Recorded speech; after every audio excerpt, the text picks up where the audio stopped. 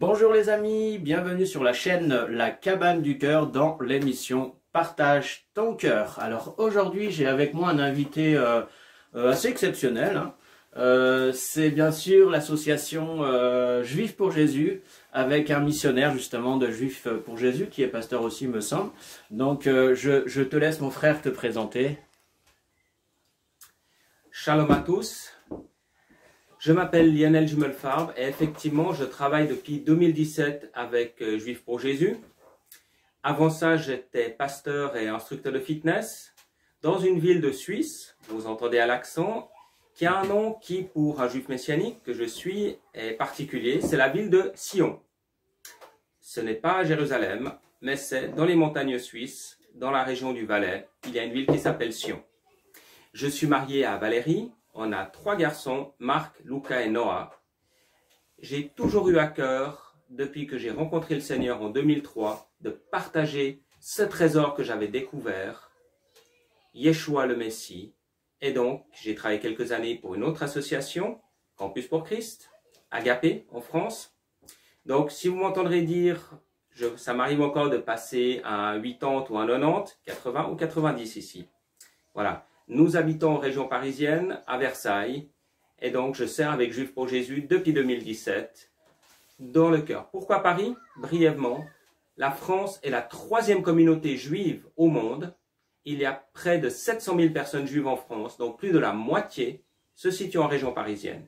Et c'est pour ça qu'avec la famille, nous sommes venus à Paris pour témoigner de Yeshua, le Messie d'Israël et des nations, à ces personnes juives, à mon peuple. Alors Yeshua c'est Jésus, hein? Exact. Yeshua, Yeshua, c'est le nom hébreu de Jésus. D'accord. Yeshua HaMashiach, Jésus, le Christ. Amen.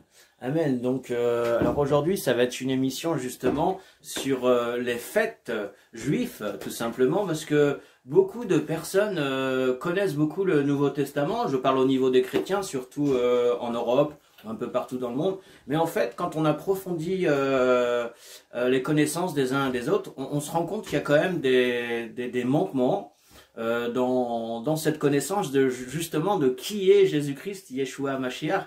Donc justement, aujourd'hui Lionel va nous parler de tout ça. Alors il n'y a pas longtemps, j'étais avec des frères et sœurs. On était en train de fêter la fête de Shavuot, donc qui se dit en hébreu, hein, c'est ça, la fête de Shavuot, donc la fête de Pentecôte. Et justement cette fête de Pentecôte, beaucoup de personnes croyaient que c'était une fête Pentecôte chrétienne, typiquement chrétienne, à partir des apôtres. Vous connaissez Actes chapitre 2, donc quand le Saint-Esprit est venu sur les apôtres justement pour les remplir et pour les envoyer, comme a dit le Seigneur. Il leur a dit aussi d'attendre, mais beaucoup ne savaient pas qu'en fait Shavuot, fête de Pentecôte, remonte à bien plus longtemps que ça, même à l'époque de Moïse, je crois. Alors je te laisse mon frère, parce que tu connais beaucoup mieux que moi ce sujet, donc je te laisse tout simplement nous expliquer d'où vient la Pentecôte justement. Effectivement, Pentecôte est bien plus ancienne que le récit donné dans Acte 2. Pentecôte était célébrée chaque année par le peuple juif depuis qu'ils ont reçu la loi au mont Sinaï. Donc c'est le temps de Moïse, approximativement 1400 ans avant Jésus, donc ça fait quelques années avant. Shavuot, en hébreu, la fête des semaines, célèbre le don de la loi, le don de la Torah au mont Sinaï.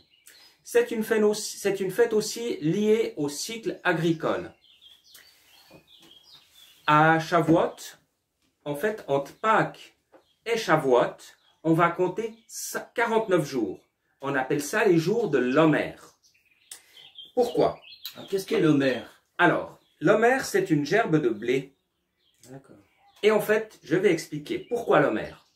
En fait, juste après la Pâque, alors il y a quelques discussions, est-ce que c'est le Shabbat juste après la Pâque, est-ce que c'est le Shabbat le samedi? On ne va pas rentrer en matière, c'est pas important, de mon point de vue en tout cas. Mais donc, juste, on fête la fête des prémices. La première gerbe de blé devait être offert en sacrifice au temple. Donc, on prenait la première gerbe de la récolte de blé et on allait l'offrir en temple. Et ensuite, on comptait 49 jours jusqu'à la deuxième récolte, celle de l'orge, qui avait lieu 50 jours après. Et pourquoi Pentecôte? Parce qu'en fait, des Juifs de langue grecque, il faut savoir qu'environ 2 siècles avant Jésus, de plus en plus de Juifs sont devenus hellénitiques. Ils ont été influencés par la culture grecque et ont commencé à parler le grec. Et 50 en grec se dit Penta, et tout simplement Pentecôte. D'accord. Donc, voilà, cette fête célèbre la deuxième récolte, la récolte de l'orge. Alors, mais est-ce que la Pentecôte, dis-moi si je me trompe, frère Lionel, finalement ça a plusieurs significations. Donc les prémices, hein, la première moisson, si on peut dire comme ça. Il y a aussi bien sûr ces 50 jours, hein, qui signifie ce qu'on a expliqué. Mais alors justement, quel est le rapport aussi avec la Pentecôte chrétienne, donc avec Jésus, hein. Donc là on nous parle de diffusion du Saint-Esprit sur les apôtres pendant justement ce qu'on appelle la Pentecôte traditionnellement chrétienne. Mais où est le rapport entre le Saint-Esprit de la Pentecôte chrétienne et le Saint-Esprit à l'époque de Moïse, justement, quand ils reçurent quelque chose, il me semble, hein, à cette période-là, qui est importante, je crois. Il y a une notion de don de la loi. Ah, voilà. La loi a été donnée à Shavuot.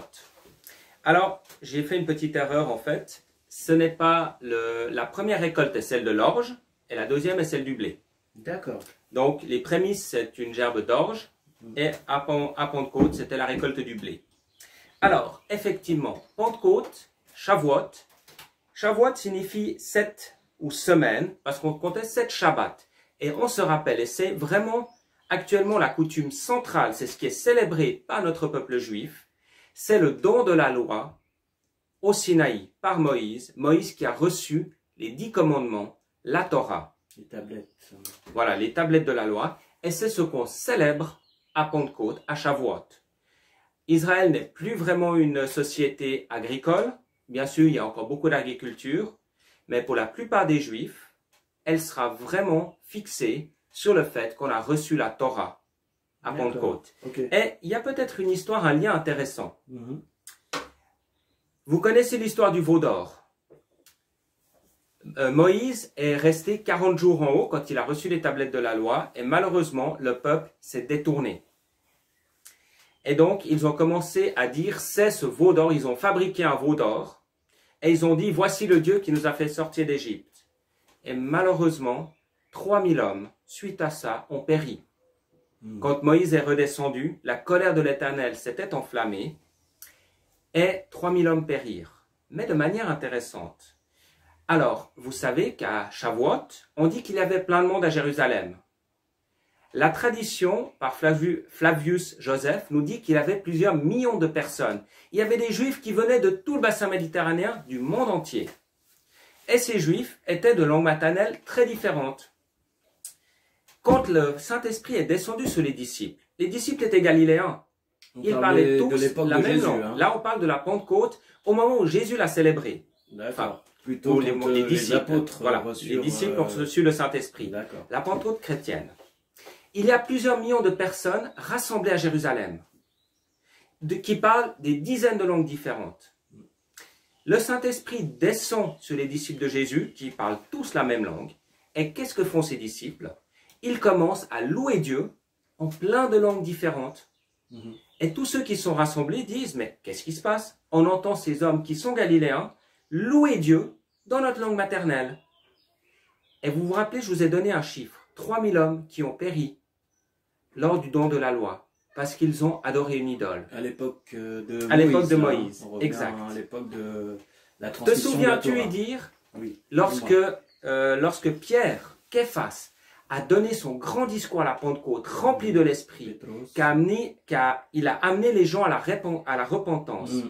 Combien d'hommes, la parole nous dit, se sont tournés vers Yeshua? Jésus, alors je connais un peu ma Bible quand même, donc je sais que c'est 3000 hommes qui se sont tournés quand Pierre est parti pour remplir du Saint-Esprit avec les apôtres, avec les disciples tout simplement, c'est encore aussi 3000, c'est marrant parce qu'on revoit encore ce chiffre, 3000 hommes en tout cas, 3000 personnes qui ont donné, qui ont accepté Jésus-Christ comme leur sauveur, leur Seigneur.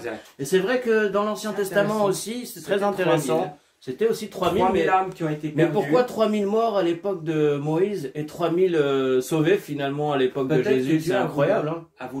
Peut-être que Dieu a voulu rétablir ce qui avait été... 3000 âmes ont été perdues et il a voulu rétablir 3000 âmes sauvées. Ah, peut-être aussi. Dans cette Pentecôte. D'accord. Écoute, c'est vraiment super, on apprend plein de choses. Hein. Alors personnellement, moi j'ai enseigné aussi dans notre église, comme je suis pasteur de l'église communauté chrétienne Arbre de Vide et de Silo. J'ai enseigné justement sur la Pentecôte et merci Seigneur parce que c'était conduit puisque j'ai enseigné les mêmes choses que tu viens de dire, même si je ne suis pas juif, mais bon, je connais un peu ma parole et donc je vous invite vraiment à vous intéresser davantage à l'Ancien Testament. Oui, bien sûr, c'est Jésus qui sauve, c'est Jésus qui libère, c'est Jésus aussi qui guérit par la puissance bien sûr du Saint-Esprit, mais le Saint-Esprit que Jésus, enfin l'époque de Jésus, est-ce que ce n'est pas le même finalement que dans l'Ancien Testament? Si, il me semble que c'est le même. Hein. Qu'en penses-tu, mon frère? Dieu ne change pas. L'Esprit est le même au temps de Moïse, au temps d'Abraham, et même aussi on remonte à Adam et à la création du monde. Bereshit, l'Esprit qui plane au-dessus des eaux, c'est le même Esprit. Donc on a le même Esprit. À la Pentecôte. Exact. Tout à fait. Parce que beaucoup, il me semble, pensent que l'esprit de Jésus, finalement, c'est peut-être pas le même esprit que Moïse, que ceci, mais bon, c'est bien sûr, c'est faux. C'est le même esprit qui a rempli Jésus, qui a rempli le roi David, ou qui a rempli Abraham quand il a prophétisé. Très bien. Alors j'ai une autre question, s'il te plaît, mon frère. Alors, pourquoi est-ce que, avec Jésus, justement, plusieurs ont reçu le Saint-Esprit, même tous ceux qui l'ont demandé en fin de compte et qui croyaient vraiment en lui et qui le suivaient.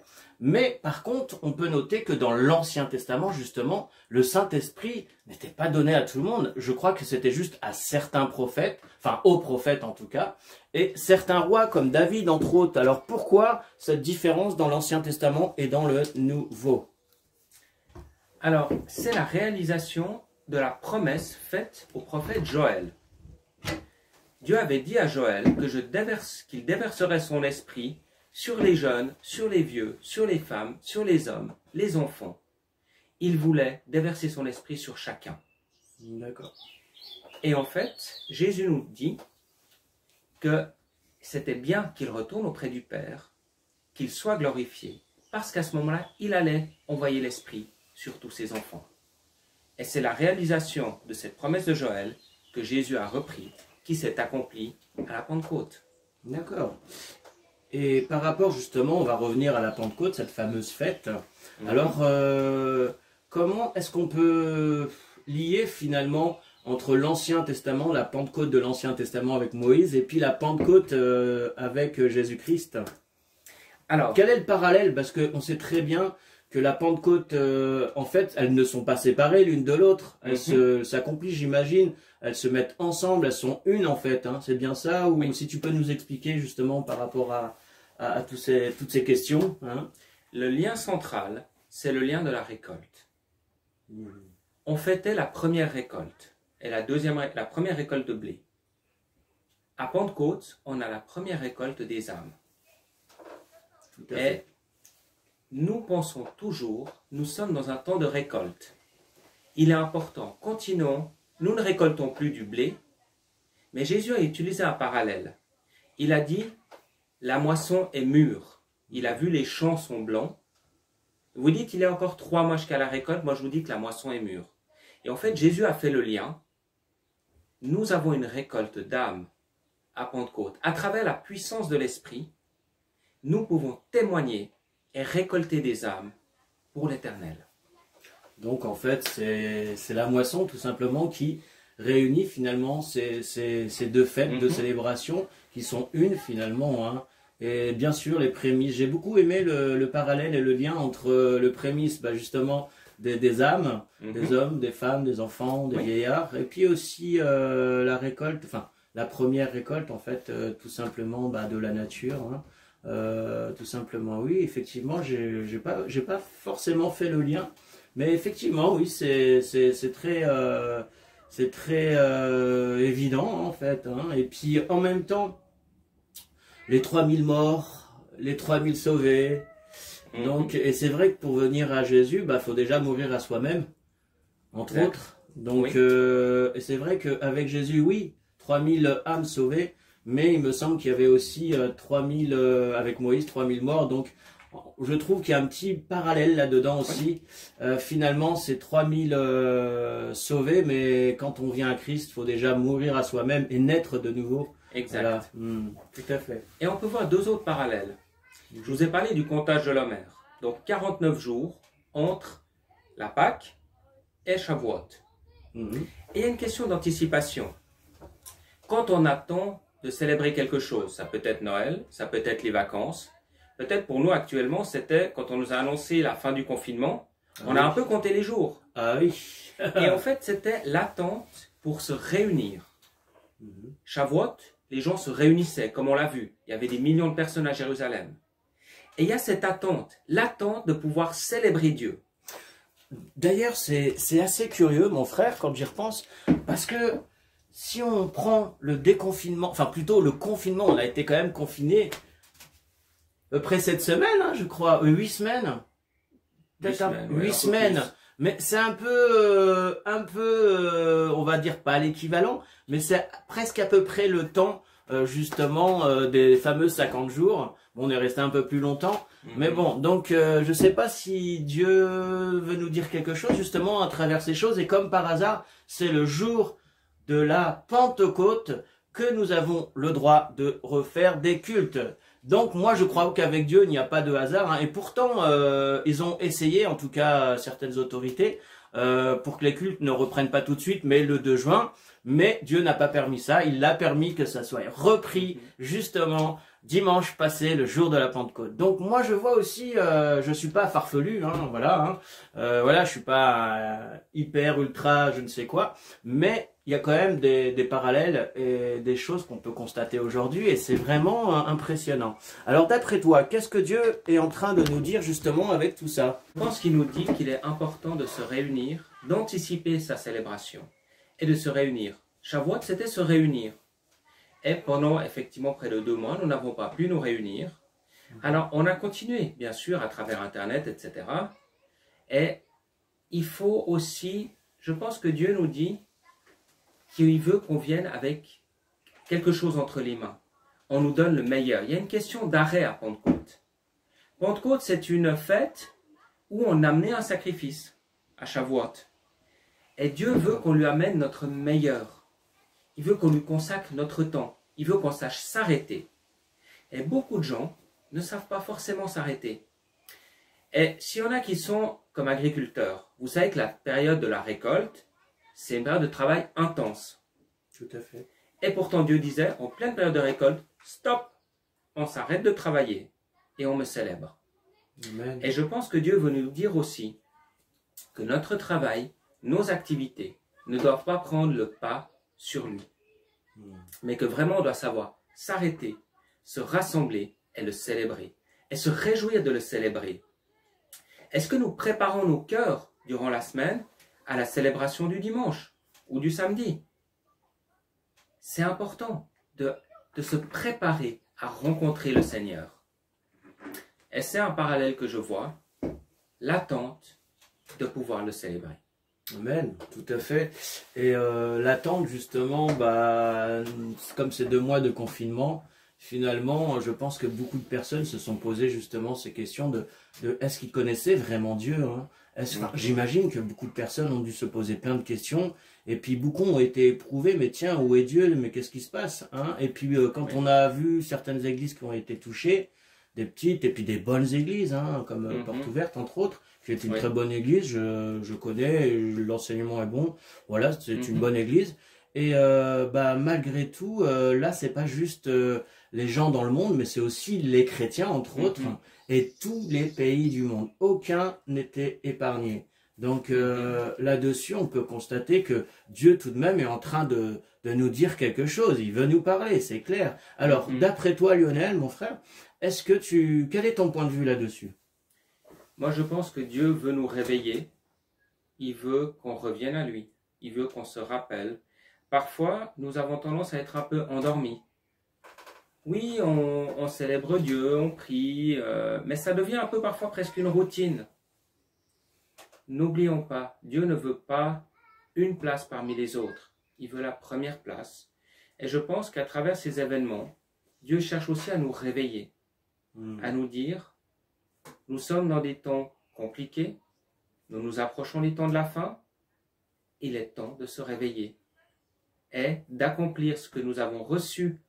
Le Saint-Esprit nous équipe à témoigner et Dieu veut qu'on se réveille et qu'on soit les témoins là où il nous a placés, dans nos familles, notre travail, nos amis. Certains sont appelés à être des évangélistes, à témoigner dans les rues, à témoigner à des inconnus. D'autres simplement à être des témoins, raconter ce qu'ils vivent, là où Dieu les a placés, pas avec des inconnus, avec des gens qui les connaissent. Et je crois qu'il est temps qu'on se réveille et qu'on prenne conscience de l'heure et de l'importance de transmettre ce que Dieu nous a donné, ce trésor de la foi. Amen. Et en revenant alors justement à la fameuse Pentecôte, as-tu quelque chose à dire aux téléspectateurs tout simplement de ce que justement est cette Pentecôte? Alors on a dévié un petit peu du sujet, mais on va revenir dessus tout de même, parce qu'il me semble que tu avais préparé quelque chose justement.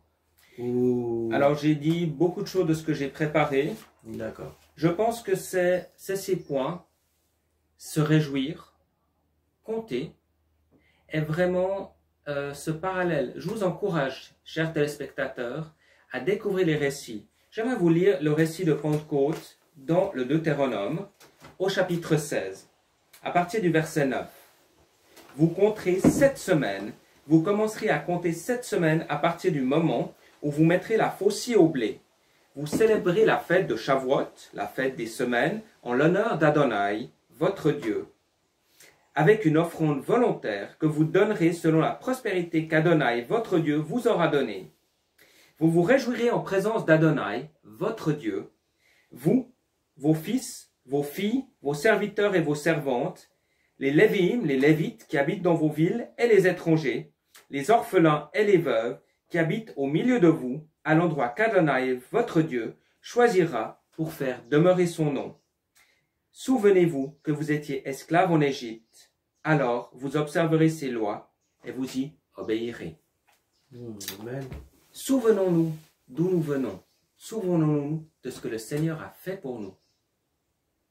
Et transmettons ce magnifique message à d'autres. Amen, alléluia. Oui, et j'aimerais juste rajouter, si tu me permets mon frère, c'est que beaucoup de chrétiens pensent que, bah oui, je suis chrétien, donc c'est bon, j'ai pas besoin de Moïse, j'ai pas besoin des anciens prophètes, j'ai pas besoin de la Torah, j'ai pas besoin de l'Ancien Testament, tout simplement. Mais je vous pose à vous cette question qui pensait peut-être cela. Très franchement, si vous aimez Jésus-Christ, quand vous aimez quelqu'un, normalement, vous cherchez à le connaître davantage. Jésus-Christ était qui? Il était juif. Jésus-Christ fêtait aussi les Pâques, pas que la Pâque, bien sûr, la Pentecôte, ainsi de suite, toutes les fêtes juives. Donc, si Jésus-Christ lui-même, comme nous le dit dans le Nouveau Testament, fêtait les Pâques juifs, c'est qu'il faut quand même, si on se dit qu'on aime Jésus-Christ, il faut quand même savoir qui il est. On peut pas, par exemple, moi, j'aime ma femme, mais si je m'intéresse pas plus à ma femme pour savoir d'où elle vient, son origine, sa famille, comment elle a vécu, voilà, ainsi de suite. Donc, il manquerait quelque chose tout de même. Donc, moi, je vous incite vraiment à découvrir qui est Jésus aussi dans l'Ancien Testament. Bien sûr, on est sauvé par la grâce de Dieu au moyen de la foi, mais connaître Jésus, c'est la volonté de Dieu, bien sûr. C'est lui qui nous a envoyés, c'est pas quelqu'un d'autre pour nous sauver. Alors, qui est ton sauveur finalement? Donc, je t'invite vraiment à lire l'Ancien Testament et t'intéresser davantage. Je ne sais pas ce que tu en penses, Lionel. Je suis tout à fait d'accord. Vous savez, un arbre ne peut pas pousser sans racines. Et les racines de notre foi sont dans le Premier Testament. La Bible est un seul livre, de la Genèse jusqu'à l'Apocalypse. Nous ne pouvons pas correctement comprendre le Nouveau Testament et le message de Jésus si nous ne comprenons pas la foi, les racines juives de notre foi, et on les comprend en lisant le Premier Testament, les livres de la loi, les livres de Moïse, les prophètes, les psaumes. C'est important. Ce sont les racines de notre foi qui nous permettent de comprendre le Nouveau Testament. Et même, là, une fois que vous aurez lu le Premier Testament, vous verrez un nouvel éclairage sur le Nouveau. De même, je crois profondément, le Premier Testament ne peut pas réellement se comprendre sans la lumière du Nouveau Testament. C'est un seul livre. La parole de Dieu est une, de la Genèse jusqu'à l'Apocalypse. Vous découvrirez des trésors en vous y intéressant. Amen, formidable. Et si tu as quelques... Alors, il reste à peu près 5 à 10 minutes à tout casser, enfin peut-être 10 minutes. Donc je vous rappelle, chers téléspectateurs, que nous sommes sur la chaîne chrétienne La Cabane du Cœur, dans l'émission Partage ton cœur. Aujourd'hui, je suis avec Lionel Gimelfarb de Juifs pour Jésus, donc qui est missionnaire à Juifs pour Jésus, ancien pasteur et tout simplement serviteur de Dieu. Donc nous sommes là aussi pour vous, tout simplement, afin de vous bénir, pour essayer de tout simplement d'enseigner sur les choses que vous n'entendez pas toujours forcément dans vos églises. Alors n'ayez pas peur, c'est des très bonnes choses que nous sommes en train de partager, mais encore une fois, il est important de bien dissocier quand même, ou plutôt de ne pas dissocier l'Ancien Testament et le Nouveau Testament, donc la Bible complète. Comme a dit mon frère, ça part à partir de Genèse jusqu'à Apocalypse, et les deux vont ensemble, on est d'accord?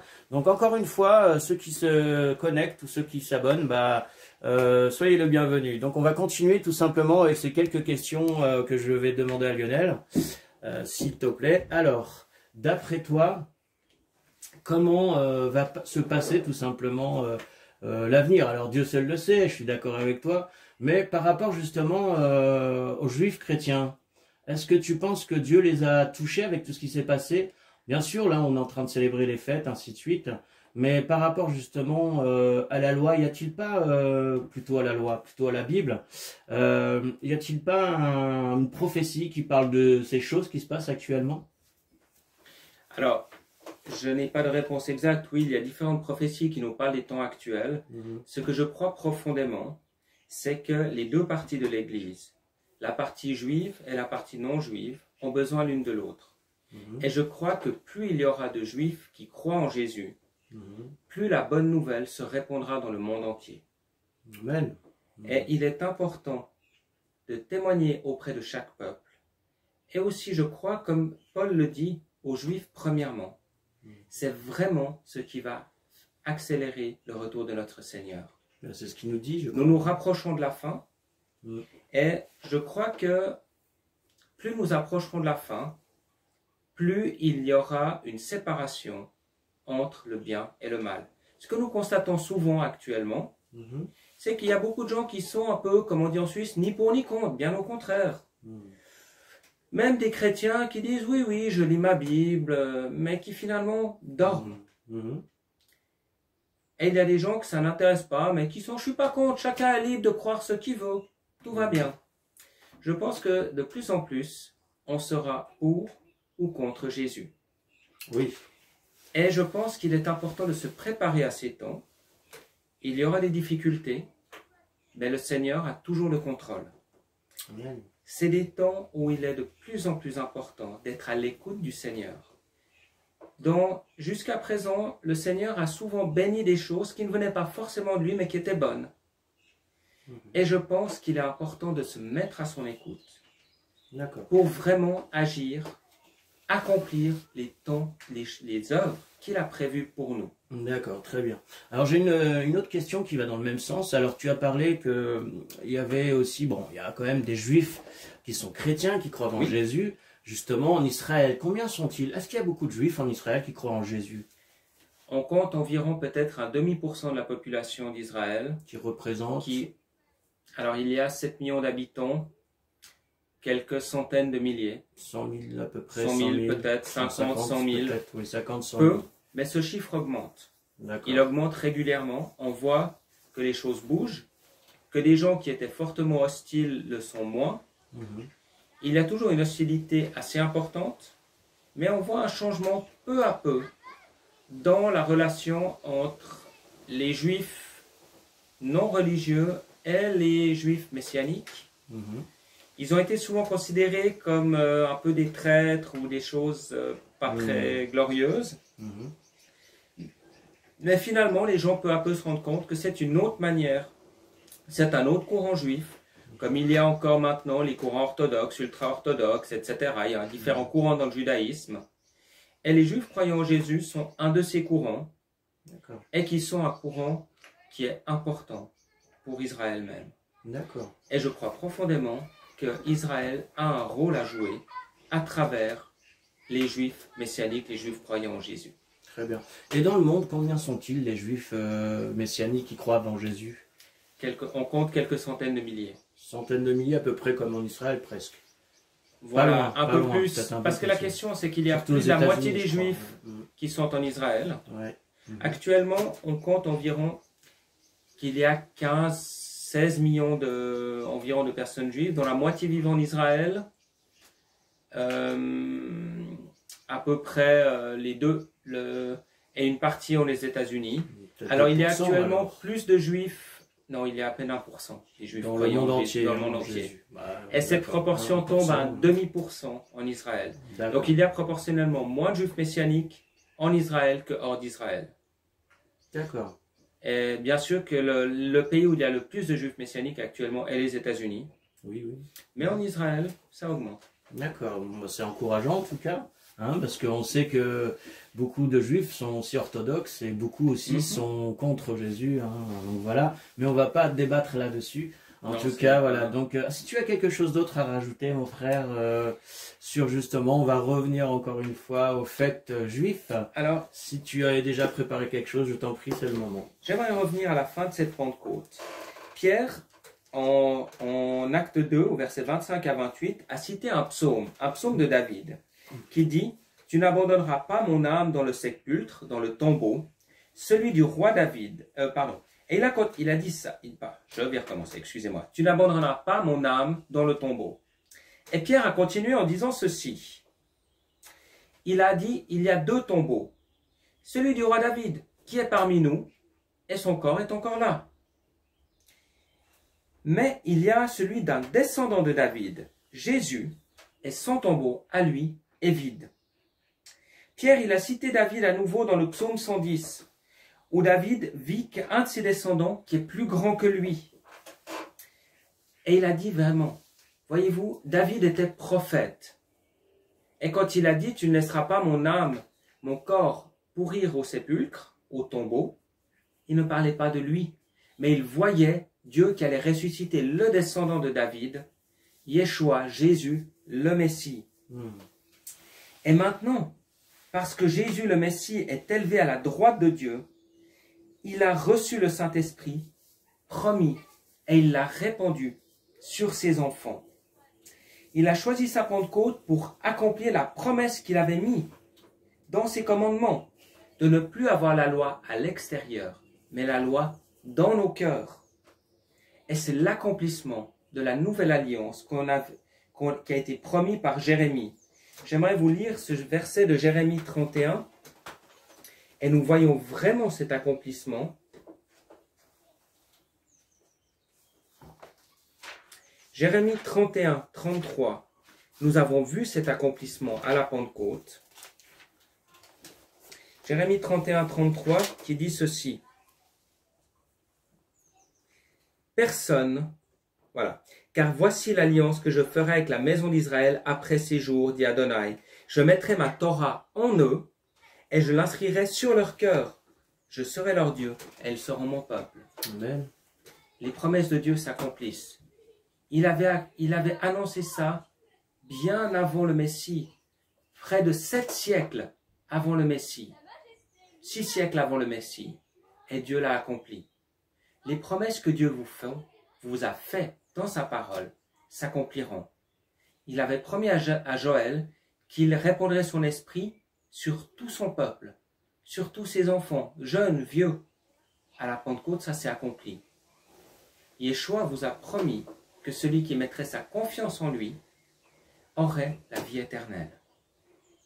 Si vous n'avez pas encore placé votre confiance en Jésus le Messie, Yeshua le Messie d'Israël et des nations, c'est peut-être maintenant le moment de le faire, car il accomplira sa promesse de vous donner la vie éternelle, de passer l'éternité avec lui. C'est le plus grand des trésors et c'est la promesse qu'il vous fait. Et il l'accomplira certainement. Alléluia, amen. Alors, si tu as un mot de la fin, ça serait lequel, mon cher frère? Continuons de semer et de récolter. La Pentecôte qui est arrivée ne signifie pas que nous devions arrêter. Mais il y a plein d'âmes qui attendent la récolte. Bien sûr, ce n'est pas l'appel de chacun d'aller parler à des inconnus, mais je crois que Dieu nous a placés chacun comme témoins, là où il nous a placés. À la Pentecôte, Dieu nous a remplis de l'Esprit. Il y a cette promesse, le Saint-Esprit viendra sur vous et vous donnera les paroles. Faites confiance à l'Éternel. Laissez-le vous guider et il vous donnera les paroles pour être des témoins là où il vous a placés, dans votre famille, parmi vos amis, vos collègues de travail. Bien sûr, il ne s'agit pas de placer Jésus à chaque phrase. On a tous peut-être eu des collègues comme ça, et c'est plutôt ennuyant. Tout à fait. Mais est-ce que vos collègues de travail savent que vous êtes un disciple de Jésus? Une fois qu'ils le savent, priez et regardez les occasions que Dieu vous met et soyez plein d'amour pour eux. Et ils comprendront ce que c'est l'amour que Dieu a pour nous, en voyant l'amour que Dieu a pour eux à travers vous. Qu'ils sachent que vous êtes un disciple de Jésus et ensuite agissez jusqu'à ce que Dieu touche leur cœur. Amen, alléluia. Alors on va tout simplement vous dire au revoir, donc en compagnie de Juifs pour Jésus, dans la chaîne chrétienne La Cabane du Cœur. De Juifs pour Jésus, d'être venu, et puis j'espère qu'on se reverra. Que l'Éternel vous bénisse et vous garde. Merci beaucoup, amen. Et pareillement à vous tous, on vous souhaite une très bonne journée, ou fin de soirée, ou début de matinée. Shalom. Shalom à vous tous, salam à vous tous, salut à vous tous.